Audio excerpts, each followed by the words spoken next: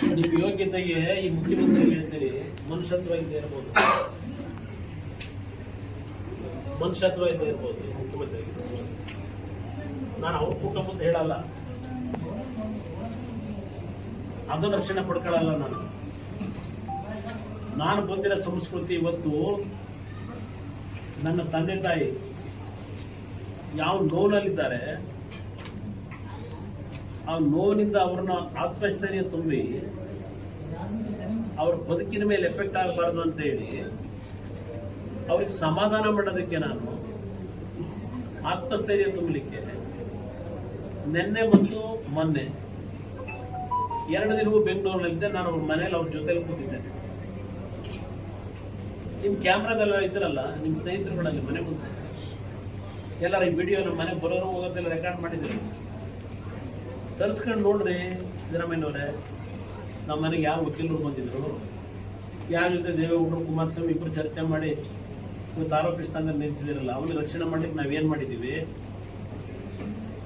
ಸರ್ಕಾರ ಇದೆಯಲ್ಲ, ತರಿಸ್ಕೊಂಡು ನೋಡಿ. ನಿಮ್ಗೆ ಯೋಗ್ಯತೆ ತಂದೆ ತಾಯಿಗಳು ಬಾಂಧವ್ಯ ಇಲ್ಲದೆ ಇರ್ಬೋದು, ನಿಮಗೆ ಆ ಸಂಸ್ಕೃತಿಗೆ ಬಂದಿಲ್ಲದೆ ಇರ್ಬೋದು. ನಾನೇನಂತ ತಂದೆ ತಾಯಿ ಮುಖ್ಯ. ಅವ್ರು ಯಾವ ರೀತಿ 60 ವರ್ಷದ ಜೀವನ ರಾಜಕಾರಣದಲ್ಲಿ ಮಾಡಿದ್ದಾರೆ ಗೊತ್ತಿದೆ ನನಗೆ. ನನ್ನ ತಾಯಿ ಯಾವ ರೀತಿ ಬದುಕಿದ್ದಾರೆ ಗೊತ್ತಿದೆ, ಸಂಸ್ಕೃತಿ ಬದುಕಿದ್ದಾರೆ. ನನಗೆ ಒಂದು ಕಡೆ ಅವ್ರ ಜೀವಕ್ಕೆ ಅಪಾಯ ಆಗಬಾರ್ದು ಅನ್ನೋದು ಪ್ರಮುಖವಾಗಿ ನನಗಿರ್ತಕ್ಕಂಥದ್ದು. ಇವತ್ತು ಅವ್ರನ್ನ ತಾಳೆ ಹಾಕಿ ಅವ್ರ ಜೊತೆ ಇಷ್ಟು ವರ್ಷ ರಾಜಕೀಯ ಮಾಡಿ ಹೋಗಿದ್ದೀನಿ. ಅವ್ರು ಯಾವ ರೀತಿ ಬದುಕಿದ್ದಾರೆ ಅನ್ನೋದು ನಿಮ್ಗೆ ಗೊತ್ತಿಲ್ಲದೆ ಇರ್ಬೋದು, ಪಾಪ ಮರ್ತೋಗಿರ್ಬೋದು ನಿಮಗೆಲ್ಲ. ಖರ್ಗೆ ಆಗೋದು ಬೇಡ, ಯಾರ ಕೆಲವರು ಮಲ್ಲಿಕಾರ್ಜುನ್ ಖರ್ಗೆ ಹೆಸರು ಹೇಳಿದಾಗ ಪ್ರಧಾನಮಂತ್ರಿ ಕ್ಯಾಂಡಿಡೇಟ್ ಅಂತ ಅವ್ರಾಗಬಾರ್ದು, ರಾಹುಲ್ ಗಾಂಧಿ ಆಗಬೇಕು ಅಂತ ಯಾರಪ್ಪ ಹೇಳಿದರು? ಸಿದ್ದರಾಮಯ್ಯನವರೇ ನೀವೇ ತಾನೆ. ನಿಮ್ಮ ಮುಂದಿನ ಭಾವಿ ಪ್ರಧಾನಮಂತ್ರಿ ಏನು ರೆಕಮೆಂಡ್ ಮಾಡಿದ್ದೀರ? ಇಂಡಿಯಾ ಅಂತೀರೋ ಇಂಡಿಯಾ ಅಂತೀರೋ ಅದೇನೋ ಗೊತ್ತಿಲ್ಲ. ಆ ವ್ಯಕ್ತಿ ನನ್ನ ಹೇಳಿ ಕೊಟ್ಟಿರ್ತಕ್ಕಂಥದ್ದು ಏನು? ರಾಹುಲ್ ಗಾಂಧಿ ಪ್ರಜ್ವಲ್ ರೇವಣ್ಣ ಅವರು 400 ರೇಪಲ್ಲಿ ಭಾಗಿಯಾಗಿದ್ದಾರೆ ಅಂತೆ ನಿನ್ನೆ ಹೇಳಿಕೆ ಕೊಡ್ತಾರೆ. ದೇಶದ ಮಾಜಿ ಪ್ರಧಾನಮಂತ್ರಿಗಳ ಮಗನ ಇವರು. 400 ಪ್ರಕರಣಗಳಲ್ಲಿ ರೇಪ್ ಮಾಡಿದ್ದಾರೆ ಅಂತಕ್ಕಂಥದ್ದು ಯಾಗಿದ್ರೆ ಮಾಹಿತಿ ನಿಮ್ಮ ರಾಹುಲ್ ಗಾಂಧಿ ಹತ್ರ ಇಲ್ಲ. ನಿಮ್ಮ ರಾಹುಲ್ ಗಾಂಧಿಗೆ ಫೀಡ್ಬ್ಯಾಕ್ ಮಾಡಿದ್ರು ನೀವು, ಇಲ್ಲ ನಿಮ್ಮ ಡೆಪ್ಟಿ CM, ಇಲ್ಲ ಮತ್ತಿನ್ನ ಗೃಹ ಸಚಿವ ಕೊಟ್ಟಿರ್ಬೋದು. SITಗೆ ಜವಾಬ್ದಾರಿ ಇದ್ರೆ ತನಿಖೆ ಮಾಡೋದಕ್ಕೆ ಕೊಟ್ಟಿದ್ದೀರಿ ಅಲ್ವಾ?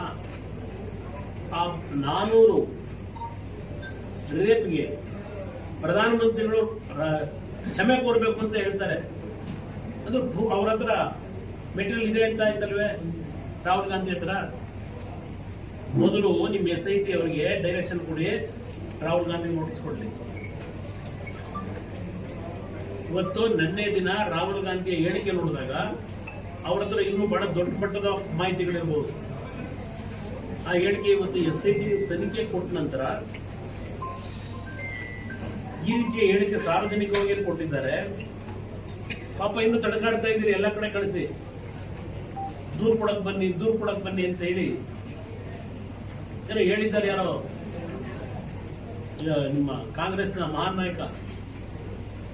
ನಾವು ಯಾವುದು ತೋಟದಲ್ಲಿ ಯಾರು ಇಟ್ಕೊಂಡಿಲ್ಲ, ಕದ್ದು ತಗೊಂಡೋಗಿ ಸ್ಟ್ರೀಟ್ ಫೈಟರ್ ನಾವು ಅಂತ ಹೇಳಿದ್ದೆ. ಬಾರಪ್ಪ ನಮ್ಮ ತೋಟದಲ್ಲಿ ನಾವು ಎಷ್ಟು ಜನ ಕರ್ಕೊಂಡೋಗಿ ಇಟ್ಕೊಂಡಿದ್ದೀವಿ ಗೊತ್ತಾಯ್ತದೆ. 6 ಜನನೋ 7 ಜನನೋ ಇಟ್ಟಿದ್ದೀಯಾ ಬರ್ಸಕ್ಕೆ, ಸುಳ್ಳ ಆರೋಪಗಳನ್ನ ಮಾಡ್ಸಕ್ಕೆ. ಗೊತ್ತಿದೆಯಪ್ಪ ಈಗ ಏನು ಮಾಡಿದ್ರೆ ಅದು ಯಾರೋ ಹಿಂದೆ ಒಬ್ಬ ಶಾಸಕರ ಮೇಲೆ ಮಾಡ್ದಲ್ಲ, ಅದು ಗೊತ್ತಿದೆ. ಇದಕ್ಕೆಲ್ಲ ಅಂತಿಮ ತೆರೆ ಎಳೆಯತಕ್ಕಂಥ ಕಾಲ ದೂರ ಇಲ್ಲ. ಇವತ್ತು ಸರ್ಕಾರಕ್ಕೆ ಮಾನ ಮರ್ಯಾದೆ ಇದ್ದಿದ್ರೆ, ಹೆಣ್ಣು ಮಕ್ಕಳ ಬಗ್ಗೆ ಗೌರವ ಅನ್ನೋದಿದ್ದಿದ್ರೆ, ಆ ಹೆಣ್ಣು ಮಕ್ಕಳ ಫೋಟೋಗಳನ್ನ ದೃಶ್ಯಗಳನ್ನೆಲ್ಲ ಇಡೀ ದೇಶಕ್ಕೆ ಕಳಿಸಿದಿರಲ್ಲ, ಅವ್ರು ಒಳ್ಳೇದು ಮಾಡ್ಲಿಕ್ಕೆ ಕಳಿಸಿದಿರ ನೀವು. ಆ ಹೆಣ್ಣು ಮಕ್ಕಳ ಪರಿಸ್ಥಿತಿ ಏನಾಗಬೇಕು? ನೀವು ತನಿಖೆ ಮಾಡಬೇಕಾಗಿರೋದು ಇಲ್ಲಿ ಈ ಪ್ರಕರಣದಲ್ಲಿ ಸಿಲುಕಿರ್ತಕ್ಕಂಥವ್ನು ಯಾವನೇ ಇರಲಿ, ಅವನು ಮೊದಲನೇ ಶಿಕ್ಷೆ ಅವನಿಗೂ ಆಗಬೇಕು. ಇದನ್ನ ಬೀದಿ ಹಂಚಿದಿರಲ್ಲ, ಯಾವನ್ ಮಾಡ್ತಾನೋ ಯಾವನ್ ಹಂಚಿಸ್ತಾನೋ ತನಿಖೆ ಕೊಟ್ಟಿದ್ದೀರಾ ನೀವು? ಈ ಸರ್ಕಾರಕ್ಕೆ ಹೆಣ್ಮಕ್ಳನ್ನ ಗೌರವ ಇಟ್ಕೊಂಡಿದ್ದೀರಾ ನೀವು? ಅದರ ಬಗ್ಗೆ ವಿಷಯ ಇಲ್ಲ. ನಿಮ್ಮ ರಾಹುಲ್ ಗಾಂಧಿ 400 ಜನ ಅಂತ ಹೇಳಿದ್ದಾರೆ, ಅವ್ರ ಹತ್ರ ಮಾಹಿತಿ ಇರಬೇಕಾಗಿದ್ರೆ ತಕ್ಷಣ ರಾಹುಲ್ ಗಾಂಧಿ ನೋಟಿಸ್ ಕೊಡಿ. ನಿಮಗೆ ಆ ಗಂಡು ಸ್ಥಾನ ತಾಕತ್ತಿದ್ರೆ ಇಂಥ ಚಿಲ್ಲರೆ ರಾಜಕಾರಣ ಬಿಟ್ಟು ಯಾವ ಆಧಾರದ ಮೇಲೆ ಹೇಳಿದ್ದಾರೆ ನಿಮ್ಮ ಮುಂದಿನ ಬಾಡ್ವಿ ಲೀಡರು? ದೇಶದಲ್ಲಿ ಮರ್ಯಾದೆ ಏನಾಗ್ತದೆ? ನರೇಂದ್ರ ಮೋದಿ ಅವ್ರನ್ನ ಇವತ್ತು ಇಡೀ ವರ್ಲ್ಡ್ ಅಲ್ಲಿ ಅವ್ರ ಹೆಸರು ಕೇಳಿಸ್ಲಿಕ್ಕೆ ನೀವು ಏನೇನು ಮಾಡ್ಕೊತಾ ಇದ್ರಿ ಈ ಪ್ರಕರಣನ? ಇವಾಗ ಬೇಕಾಗಿರೋದು ಅಷ್ಟೇ, ಆ ಸಂತ್ರಸ್ತರಿಗೆ ಪರಿಹಾರ ಕೊಡೋದಲ್ಲ ನಿಮಗೆ ಬೇಕಾಗಿರೋದು, ಗೊತ್ತು ನನಗೆ. ಇದನ್ನ ಒಂದು 15 ದಿವಸ ಪ್ರಚಾರಕ್ಕೆ ಇಟ್ಕೊಂಡು ಚುನಾವಣೆಯಲ್ಲಿ ಗೆಲುವು ಪಡ್ಕೋಬೇಕು. ಇಲ್ಲಿ ನರೇಂದ್ರ ಮೋದಿ ಅವರ ಹೆಸರನ್ನು ಹಾಳು ಮಾಡಬೇಕು. ನರೇಂದ್ರ ಮೋದಿಗಿಂತ ಸಂಬಂಧ ಏನಿದೆ? ಪದೇ ಪದೇ ನೀವು ಹೇಳ್ಕೊಂಡು ತಿರುಗ್ತಾ ಇದ್ದೀವಿ. ಹೇಳ್ತೀನಿ ಸರ್, ಸರ್ಕಾರಕ್ಕೆ ಮುಖ್ಯಮಂತ್ರಿ ಆ ಪ್ರಕ್ರಿಯೆಗಳು ಹೆಂಗ್ ಪ್ರಾರಂಭ ಮಾಡ್ಕೊಂಡಿದ್ದೀರಿ? ಇಲ್ಲಿ ಪ್ರಶ್ನೆ, ಈ ಪ್ರಕರಣ 21ನೇ ತಾರೀಕು ಏನು ಪ್ರಾರಂಭ ಮಾಡ್ಕೊಂಡಿದ್ದೀರಿ? ನಾನು ಅವೆಲ್ಲ ಬೇರೆ ವಿಷಯಗಳು, ನಾನು ಸ್ವಲ್ಪ ದಾಖಲೆಗಳು ರೆಡಿ ಮಾಡಿ ಇಟ್ಟಿದ್ದೇನೆ, ಇವರು ಏನೇನು ಮಾಡಿದ್ದಾರೆ ಅನ್ನೋದು. ಪಾಪ ಹೇಳಿದ್ದಾರೆ ಕೆಲವರು, ಕುಮಾರಸ್ವಾಮಿನೇ ಬಿಟ್ಬಿಟ್ಟವ್ರು ಇದನ್ನ ಕ್ಯಾಸೆಟ್ನ. ಕುಮಾರಸ್ವಾಮಿನೇ ಬಿಟ್ಟು ನನಗೆ ಹುಚ್ಚ. ಈ ಕ್ಯಾಸೆಟ್ ಪ್ರಿಪೇರ್ ಮಾಡೋದು ನಾನಲ್ಲ, ಹಲವಾರು ಪ್ರಕರಣಗಳು ಕೊಡಬಲ್ಲೆ. ಯಾವ್ಯಾವ ಕಾಲದಿಂದ ಸಿನಿಮಾ ಟೆಂಟ್ಗಳಲ್ಲೂ ಸಹ ಎಂಥವು ಅಶ್ಲೀಲ ಚಿತ್ರಗಳನ್ನ ಹಾಕಿ ಓಡಿಸ್ತಾ ಇದ್ರಲ್ಲ, ಆ ಎಕ್ಸ್ಪೀರಿಯನ್ಸ್ ಯಾರಿಗಿದೆ ಅನ್ನೋದು ಗೊತ್ತು ನನಗೆ. ಆ ಎಕ್ಸ್ಪೀರಿಯನ್ಸ್ ಅಲ್ಲಿ ಮುಂದುವರೆದಿದೆ ಅಷ್ಟೇ ಈ ಕ್ಯಾಸೆಟ್ ಪ್ರಿಪರೇಷನ್. ಅವರು ಇವತ್ತು ಚರ್ಚೆ ಮಾಡಿದ್ದಾರೆ, ಅದು ಒಂದು ಭಾಗ ಇರಲಿ. ಇಲ್ಲಿ ನನ್ನ ಹೆಸರನ್ನ ಕೆಳಗಿಂದಲೇ ಇರಲಿ, ಅವೆಲ್ಲ ಮುಂದೆ ಸತ್ಯಾಂಶ ಬರುತ್ತೆ. ನಾನೇನು ಎಲ್ಲೂ ಹೋಗಲ್ಲ, ಇಲ್ಲೇ ಇರ್ತೀನಿ ಕರ್ನಾಟಕದಲ್ಲಿ. ನಾನು ಈ ರಾಜ್ಯದ ಮುಖ್ಯಮಂತ್ರಿಗೆ ಹೇಳ್ತೇನೆ, ನಿಮ್ಗೇನಾದರೂ ತಂದೆ ತಾಯಿ ಮೇಲೆ ಗೌರವ ಅನ್ನೋದಿದ್ರೆ, ನೀವು ಯಾವ ಸಂಸ್ಕೃತಿಯಲ್ಲಿ ಬಂದಿರೋ ಗೊತ್ತಿಲ್ಲ ನನಗೆ. ಇವತ್ತೊಂದು ಟ್ವೀಟ್ ಮಾಡ್ಕೊಂಡಿದ್ದೀರಿ, ಹೇಳಿಕೆ ಕೊಟ್ಟಿದ್ದೀರಿ. ಒಂದ್ ಕಡೆ ಅತ್ಯಾಚಾರಿಗಳಿಗೆ ಶಿಕ್ಷೆ ಆಗಬೇಕು ಅಂತೀರಿ, ಇನ್ನೊಂದು ಕಡೆ ಅತ್ಯಾಚಾರಿಯಾಗಿ ಉಳಿಸೋದು ಅಂತ ಹೇಳಿ ದೇವೇಗೌಡರ ಮನೆಗೆ ವಕೀಲರು ಕರೆಸಿ ದೇವೇಗೌಡರು ಕುಮಾರಸ್ವಾಮಿ ಅವರು ಇದನ್ನ ಯಾವ ರೀತಿ ಕಾನೂನು ವ್ಯಾಪ್ತಿಯಲ್ಲಿ ನಾವು ಸೆಟ್ರೈಟ್ ಮಾಡ್ಕೋಬೇಕು ಅಂತೇಳಿ ಪದ್ಮನಾಭನಗರದಲ್ಲಿ ಅವ್ರಿಗೂ ಸಲಹೆ ಕೊಟ್ಟಿದ್ದಾರೆ ಗೃಹ ಸಚಿವರು. ಇಲ್ಲಿ ನೋಟಿಸನ್ನು ನೀವು ಕೊಟ್ಟ ನಂತರ ನಾನು ಎಳೆಯಕ್ಕೆ ಹೋಗೋದಿಲ್ಲ. ಆ ವ್ಯಕ್ತಿ ಒಂದು ವಾರ ಏನೋ ಸಮಯ ಕೇಳಿ, ಒಂದು ವಾರ ಸಮಯ ಕೊಡಿ, ನೆಕ್ಸ್ಟ್ ಒಂದು ವಾರದಲ್ಲಿ ಬಂದು ನಾನು SIT ಕಚೇರಿಗೆ ಬರ್ತೀನಿ ಅಂತಕ್ಕಂಥ ಹೇಳಾಗಿದೆ. ಸಮನ್ಸ್ ಕೊಟ್ಟಾಗ ಅದು ಕೇಸ್ ಆಗಿರ್ತಕ್ಕಂಥದ್ದು ಬೇಲೆಬಲ್ ಸೆಕ್ಷನಲ್ಲಿ ನೀವು ಹಾಕೊಂಡಿದ್ದೀರಿ, ಬೇಲೆಬಲ್ ಸೆಕ್ಷನಲ್ಲಿ ನೀವೇ ಹಾಕೊಂಡಿದ್ದೀರಿ ಕೇಸ್ನ. ಬೇಲೆಬಲ್ ಸೆಕ್ಷನ್ ಅದು ಸ್ವಲ್ಪ ಇರಪ್ಪ, ಬೇಲೆಬಲ್ ಸೆಕ್ಷನ್ ಯಾರು ಹೋದ್ರೂ ಫೋಟೋ ಇದು ಕೊಡ್ತಾರೆ, ನೀನು ವಕೀಲ ನಿಂದು ಬೇರೆ. ಇಲ್ಲಿ ಆ ವ್ಯಕ್ತಿ ಬರಲ್ಲ ಅಂತ ಏನು ಹೇಳಿಲ್ಲ, ಇಮಿಡಿಯೇಟ್ ಆಗಿ ರಿಯಾಕ್ಟ್ ಮಾಡಿದ್ದಾನೆ. ರೇವಣ್ಣ ಅವರು 2 ದಿವಸ ಸಮಯ ಕೇಳಿದ್ದಾರೆ, ಬರಲ್ಲ ಅಂತ ಹೇಳಿಲ್ಲ. 8 ಬಾರಿ 10 ಬಾರಿ ಸಮನ್ಸ್ ಕೊಟ್ಟು ಈ ದೇಶದಲ್ಲಿ ಆ ಸಮನ್ಸ್ಗೆ ಗೌರವನೇ ಕೊಡದೆ ಇರತಕ್ಕಂಥದ್ದು ನಡೀತಾ ಇದೆ. ಮೊದಲನೇ ಸಮನ್ಸ್ಗೆನೆ ನೋಟಿಸ್ಗೆನೆ ಬರಲಿಲ್ಲ ಅಂತ ಹೇಳಿ ಅದಕ್ಕೆ ನೀವು ಮಾಟುಗಳು ಏನೇನು ಮಾಡ್ತಾ ಇದ್ದೀರಿ ನೋಡ್ತಾ ಇದ್ದೇನೆ. ಪ್ರಧಾನಮಂತ್ರಿಗಳನ್ನು ಎಳೆದು ಬಿಟ್ಟಿದ್ದೀರಲ್ಲಿ, ನೀವೇ ಕಳಿಸ್ಬಿಟ್ಟಿದ್ದೀರಿ. ದೇವೇಗೌಡರು ಪ್ರಧಾನಮಂತ್ರಿಗಳು ಇಬ್ಬರು ಚಿತಾವಣೆ ಮಾಡಿ ಕಳಿಸ್ಕೊಟ್ಟಿದ್ದಾರೆ ವಿದೇಶಕ್ಕೆ. ಯಾರು ನಿಮಗೆ ಇವೆಲ್ಲ ಹೇಳಿದವರು? ನೀವುಗಳೇ ಏನಿರಬೇಕೋ ಸರ್ಕಾರದಲ್ಲಿ, ನಿಮ್ಮ ಮಂತ್ರಿಗಳು, ಡೆಪ್ಯೂಟಿ ಚೀಫ್ ಮಿನಿಸ್ಟರು, ನೀವು ಈ ರೀತಿಯ ಹೇಳಿಕೆಗಳನ್ನು ಕೊಡೋದ್ರ ಮುಖಾಂತರ ತನಿಖೆಯ ಆ ದಿನ ಸರಿಯಾದ ಮಾರ್ಗದಲ್ಲಿ ತಗೊಂಡೋಗ್ಬೇಕು ಅಂತ ಇದ್ರು. ಆ ತನಿಖೆಯ ವರದಿ ಕೇವಲ ಪ್ರಚಾರಕ್ಕೋಸ್ಕರ ಇಟ್ಕೊಂಡಿದ್ರು ನಮ್ಮ ರಾಷ್ಟ್ರದ. ಅದನ್ನ ಅಲ್ಲಿ ಕೊಡೋದು, ವೀಸಾನ ಕೊಡೋದಾದ್ರು ಆ ದೇಶದಲ್ಲಿ, ಎಲ್ಲಿದ್ದಾನೋ ಆ ದೇಶದಲ್ಲಿ. ಪಾಸ್ಪೋರ್ಟ್ ಅನ್ನ ರದ್ದು ಮಾಡಲಿಕ್ಕೆ ನೀವೇನು ಪ್ರಧಾನಮಂತ್ರಿಗಳಿಗೆ ಒತ್ತಡ ಹಾಕಿದ್ದೀರಿ, ಆ ವ್ಯಕ್ತಿ ವಿದೇಶಕ್ಕೆ ಹೋಗಿದ್ದು 26ನೇ ತಾರೀಕಿನ ಮಾಧ್ಯಮದಲ್ಲಿ ಗಮನಿಸಿರ್ತಕ್ಕಂಥ ಅಂಶ. ಆ ವ್ಯಕ್ತಿ ವಿದೇಶಕ್ಕೆ ಹೋಗಬೇಕಾದ್ರೆ ಇನ್ನು ಯಾವುದೇ ರೀತಿಯ ಕೇಸ್ ಬುಕ್ ಆಗಿಲ್ಲ ಅಲ್ಲಿ. ನೀವು ಬಹುಶಃ 26-27ನೇ ತಾರೀಕು ಒಂದು ಇದರಲ್ಲಿ ನಿಮ್ಮ ಅಭಿಪ್ರಾಯ ಹಾಕೊಂಡ್ಬಿಟ್ಟಿದ್ರು, ತನಿಖೆ ಮಾಡತಕ್ಕಂಥ ಚಿಂತನೆ ಇದೆ ಅಂತ. ನೀವು ಆ ಚಿಂತನೆಯನ್ನು ವ್ಯಕ್ತಪಡಿಸೋದಕ್ಕಿಂತ ಮುಂಚೆ ಆ ವ್ಯಕ್ತಿ ವಿದೇಶಕ್ಕೆ ಹೋಗುತ್ತೆ.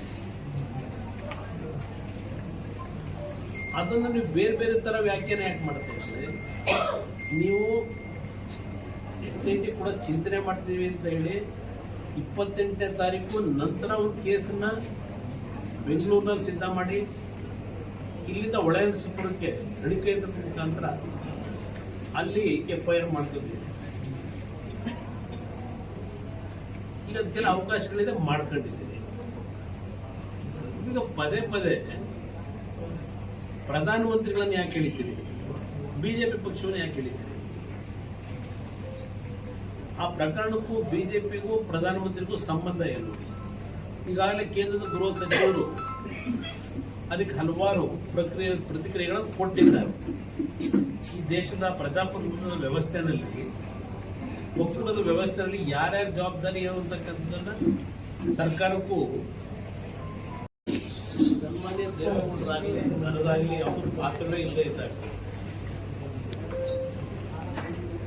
ನಮ್ಮಿಬ್ಬರು ಸುತ್ತಲೇ ಇರ್ತಕ್ಕಂಥದ್ದು ಯಾಕೆ ಅಂತ ನನಗೆ ಇನ್ನೂ ಅರ್ಥ ಆಗಿದೆ.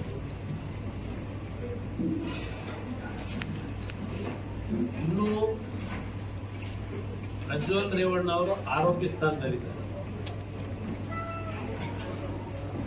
ಅದ್ರ ಜೊತೆಗೆ ಪ್ರಜ್ವಲ್ ರೇವಣ್ಣ ಅವರ ಮೇಲೆ ದೊಡ್ಡ ಮಟ್ಟದಲ್ಲಿ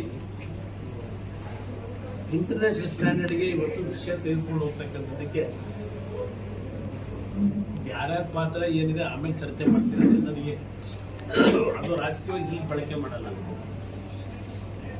ಈ ರಾಜ್ಯದಲ್ಲಿ ನಡೆದಿರ್ತಕ್ಕಂಥ ಘಟನೆಯ ಬಗ್ಗೆ ನಾನು ಈ ವಿಷಯ ಹೊರಗೆ ಬಂದು ಮೊದಲನೇ ದಿನವೇ ಹೇಳಿದ್ದೇನೆ. ಇದರಲ್ಲಿ ತಪ್ಪಿತಸ್ಥರು ಯಾರೇ ಇರಲಿ, ಈ ನೆಲದ ಕಾನೂನಿಗೆ ತಲೆ ಬಾಗಬೇಕು. ಉಪ್ಪು ತಿಂದಂಥವ್ರು ನೀರು ಕುಡಿಲೇಬೇಕು. ಇದನ್ನು ಹೇಳಾಗಿದೆ ನಾನು. ಮತ್ತೆ ಪದೇ ಪದೇ ನನ್ನ ಕ್ಯಾಮ್ರಾ ಹಿಡ್ಕೊಂಡು ಯಾಕೆ ಬರ್ತಾರೆ ಗೊತ್ತಿಲ್ಲ. ವಿಷಯ ಮತ್ತೆ ಅಲ್ಲಿಗೆ ಹೋಗ್ತೀನಿ. ನನಗೆ ಆ ವಿಷಯ ಕೇಳಿದ್ರೆ ನಾನೇನು ಹೇಳ್ತೀನಿ, ಈಗ SIT ರಚನೆ ಈಗ ಮಾಡ್ಕೊಂಡಿದ್ದಾರೆ. SIT ರಚನೆ ಈಗ ಅವ್ರ ಕೆಲಸ ಶುರು ಮಾಡ್ಕೊಂಡಿದ್ದಾರೆ. ನಾನು ರಾಜ್ಯದ ಮುಖ್ಯಮಂತ್ರಿಗಳಿಗೆ ಕೇಳಲಿಕ್ಕೆ ಬಯಸ್ತೀನಿ. ಪ್ರಧಾನಮಂತ್ರಿಗಳು ಒಂದು ಪತ್ರ ಬರೆದಿದ್ದೇನೆ, ಏನೋ ಲುಕ್ಔಟ್ ಅಂತಲೂ ಏನೋ ಹೇಳ್ಕೊಂಡಿದ್ದೀನಿ. ಪಾಸ್ಪೋರ್ಟ್ ಯಾಕೆ ಕೊಟ್ರಿ, ಪಾಸ್ಪೋರ್ಟ್ನ ಹೆಂಗೆ ಬಿಡುಗಡೆ ಮಾಡಿದ್ರಿ, ವೀಸಾ ಯಾಕೆ ಕೊಡಿಸಿದ್ರಿ, ವೀಸಾ ರದ್ದು ಮಾಡಬೇಕು. ವೀಸಾ ರದ್ದು ಮಾಡೋದು ನಮ್ಮ ತಪ್ಪು ಯಾರೇ ಮಾಡಿರಲಿ ಶಿಕ್ಷೆ ಆಗಬೇಕು ಅಂತ ಹೇಳಿ ನೀವು ಪ್ರತಿನಿತ್ಯ ನಿಮ್ಗೆ ಇಷ್ಟ ಬಂದಾಗ ಹೇಳಿಕೆ ಕೊಡ್ತಾ ಹೋದ್ರೆ, ಇಲ್ಲಿವರೆಗೆ ಈ SITಗಳ ರಚನೆ ಮಾಡ್ಕೊಂಡಿದ್ದೀರಲ್ಲ, ಯಾವ್ಯಾವ SITಗಳು ಯಾವ ವಿಷಯಗಳಿಗೆ ರಚನೆ ಮಾಡ್ಕೊಂಡಿದ್ರಿ, ಯಾವುದರಾದರಲ್ಲೂ ಒಂದರಲ್ಲಿ ಆರೋಪಿಗಳಿಗೆ ಏನಾದರೂ ಶಿಕ್ಷೆ ಆಗಿದೆಯಾ? ನರೇಂದ್ರ ಮೋದಿ ಅವ್ರನ್ನ ಕೇಳ್ತಾವ್ರೆ, ಪಾಪ ಕ್ಷಮೆ ಕೇಳಬೇಕು. ಏನು ಪ್ರಜ್ವಲ್ ಪರವಾಗಿ ಮತ ಕೊಡಿ ಅಂತೇಳಿ ಪ್ರಚಾರಕ್ಕೆ ಬಂದಿದ್ರು, ಇದು ಹೇಳಿದಿರಲ್ಲ. ಇದೇ ನಿಮ್ಮ ಬಾಗಲಕೋಟೆ ಮೇಟಿ ವಿಷಯ. ಅವ್ರನ್ನ ಕೂರಿಸ್ಕೊಂಡು ಚುನಾವಣೆ ಪ್ರಚಾರ ಮಾಡಿಲ್ಲ ನೀವು?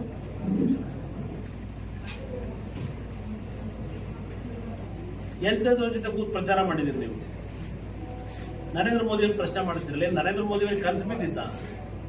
ನಿಮ್ಮ ಹತ್ರ ಇತ್ತಲ್ಲ ಮೊದಲೇ ವಿಷಯಗಳು, ಮೊದಲೇ ಕಳಿಸ್ಬೇಕಾಗಿತ್ತು ಪ್ರಧಾನಮಂತ್ರಿಗಳಿಗೆ ನಿಮ್ಮ ಹತ್ರ ಇದ್ದಾಗ. ಯಾಕೆ 21ನೇ ತಾರೀಕುವರೆಗೂ ಇದನ್ನ ಇಟ್ಕೊಂಡು ಹೋದ್ರಿ? ಇವತ್ತು ಇದನ್ನೇ ಇನ್ನು ಜೀವ ಕೊಡೋಕೆ ಹೊರಟಿದ್ದೀರಿ. ಈ 7ನೇ ತಾರೀಕು ಚುನಾವಣಾ ಮತದಾನ ಆದಮೇಲೆ ಈ ಪ್ರಕರಣ ಏನು ಮಾಡ್ತೀರಿ? ನಿಮಗೆ ಬೇಕಾಗಿರೋದು 7ನೇ ತಾರೀಕಿನ ಮತದಾನ, ಜನಗಳನ್ನು ದಾರಿ ತಪ್ಪಿಸ್ಬೇಕಷ್ಟೇ ನಿಮಗೆ ಬೇಕಾಗಿರೋದು. ಆ ಹೆಣ್ಣುಮಕ್ಕಳು ಆ ಫೋಟೋಗಳು ಹಾಕೊಂಡಿದ್ದೀರಲ್ಲ, ಆ ಫೋಟೋಗಳಲ್ಲಿ ಎಲ್ಲೂ ಪ್ರಜ್ವಲ್ ಮುಗುವೇ ಇಲ್ಲ. ನನಗೆ ಯಾರು ಹೇಳಿ, ನಾನಂತೂ ನೋಡಿಲ್ಲ. ಅದನ್ನ ಬಿಟ್ಟಿದೆಲ್ಲ ಮಾರ್ಕೆಟಲ್ಲಿ ನೋಡ್ದಂತ ಹೇಳ್ತಾರಪ್ಪ. ನನಗೇನು ವಿಷಯ ಗೊತ್ತು, ಆದರೂ ಸಹಿಸ್ಕೊಂಡಿದ್ದಾರೆ. ಇಲ್ಲಿ